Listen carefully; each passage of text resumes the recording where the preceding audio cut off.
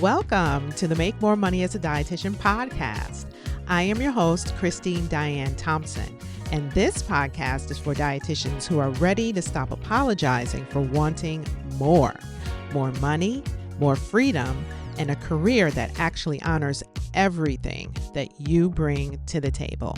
This is where we ditch the guilt and start building something big. If that resonates with you, let's go ahead and get started with today's episode. Hey there, my friends. Welcome to episode 365 of the Make More Money as a Dietitian podcast. So glad to have you back again for another episode because this is a big one and it is a very important one. I have not talked about this on the podcast. Out of 365 episodes, this is my first time talking about this topic.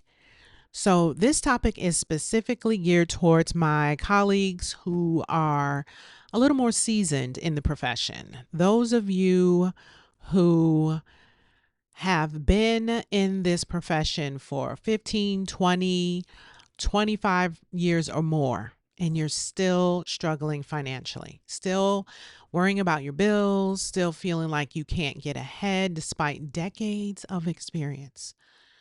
I need you to know that this is not normal, my friend, that this is not okay, and it is not your fault. Okay? So before I dig any further into this episode, I want every single one of you that knows someone, knows a dietitian specifically, who would benefit from this conversation to share this.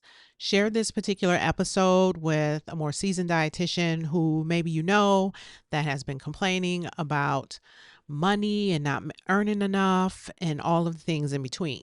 Okay? Because she needs to hear this conversation, and it's not a bashing conversation, because I'm not only going to talk about why your years of experience aren't translating into income, but how you can actually fix this as well. Okay. And for those of you who are not the seasoned dietitian and this is still resonating, hello, this is still for you too. Okay. So let's dig into this because maybe you have a couple decades of experience and you're the person everyone comes to with complex cases. You can spot problems that other people miss. Maybe you've trained some dietitians along the way, and you've probably literally saved a few lives in your time in this profession. Okay. And yet you're still making barely more than someone fresh out of their internship. Here's what I want you to understand if this resonates with you. First and foremost, you are not failing. What's really happening is the system is failing you. You're caught in what I call the experience trap or the experience paradox of things, and it's keeping you in your brilliance, right? And it's keeping those of you who are brilliant, seasoned professionals stuck in a cycle of being undervalued and underpaid. But here's the thing, okay? Light at the end of the tunnel. You don't have to stay in this, okay? There's a way out, and today we're going to talk about exactly how to break free. So let's dig in to this experience paradox. So here's what not very many, if anyone, is talking about when they're encouraging students to quote unquote get the experience first. In traditional healthcare settings, your years of experience can actually work against you financially. And I want you to just listen, okay? When you start out as a new dietitian, maybe you're making $45K. After 5 years, you're making $52K. After 10 years, maybe $58K. And after 20 years, if you're lucky, you're at 65K. Okay. Meanwhile, a new grad nurse, RN, with the bachelor's is starting out at 75K. Now, I believe it's the median or I can't remember which one. Income for dietitians is around 73K, but still, that is not the norm.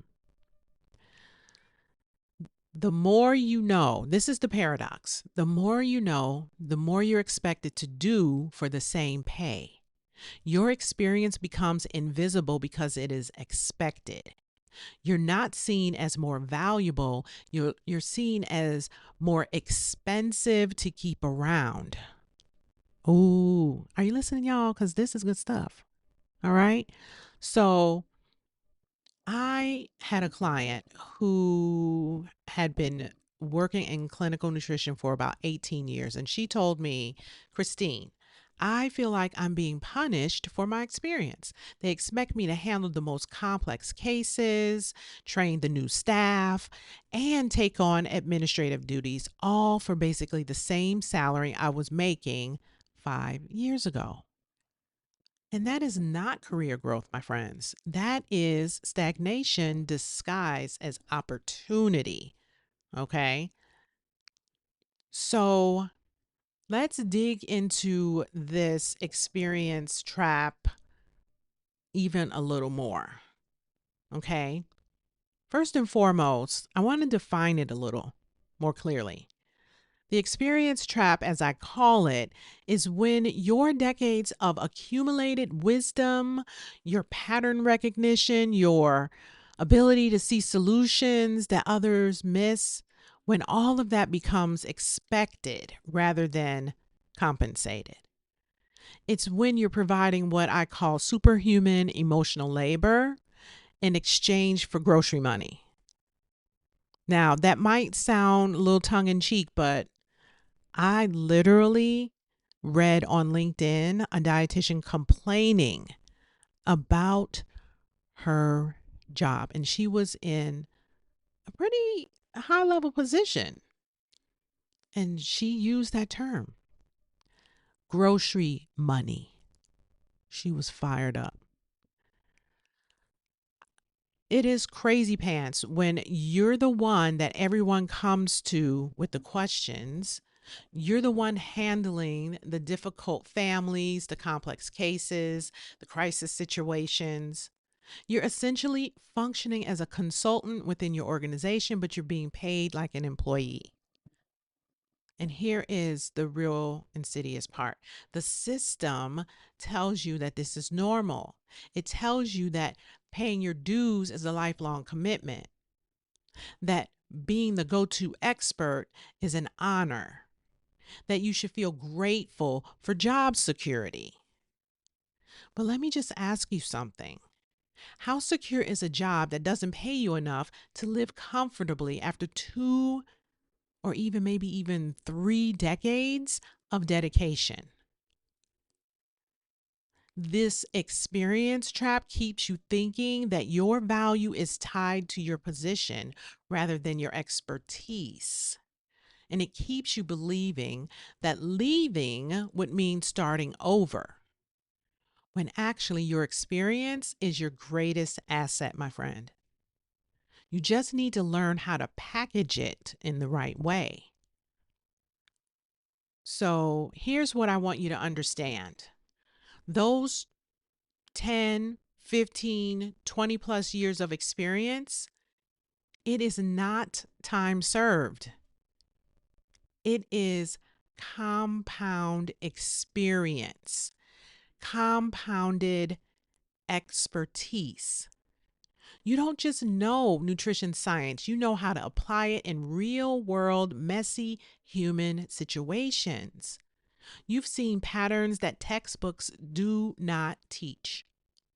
You've developed instincts that can't be learned in a classroom. When a new dietitian is trying to figure out why a patient's labs aren't improving, you can often spot the missing piece in minutes. When families are struggling with complex dietary changes, you know exactly how to meet them where they are.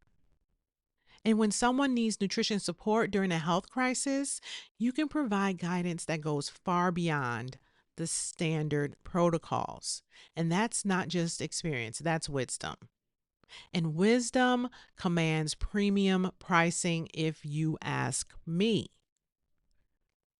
So here is the shift that you need to make if you find yourself in this situation. If this is resonating with you, I want you to stop thinking like an employee and start thinking like a consultant. Because employees are paid for their time and consultants are paid for their expertise and their results. So your 10, 15, 20 plus years of experience means that you can solve problems faster, more effectively, and with better outcomes than someone with 1 to 2 years of experience. And no shade to the new dietitians, because you will eventually become that dietitian who is the seasoned one. Okay? But I want you to know that being the one who can solve problems faster, more effectively, and with better outcomes, it's worth more money, not the same money over time. So instead of applying for jobs that want to pay you marginally for your expertise and your experience, I want you to start asking yourself, what problems can I solve with my 20 plus years of experience that others cannot?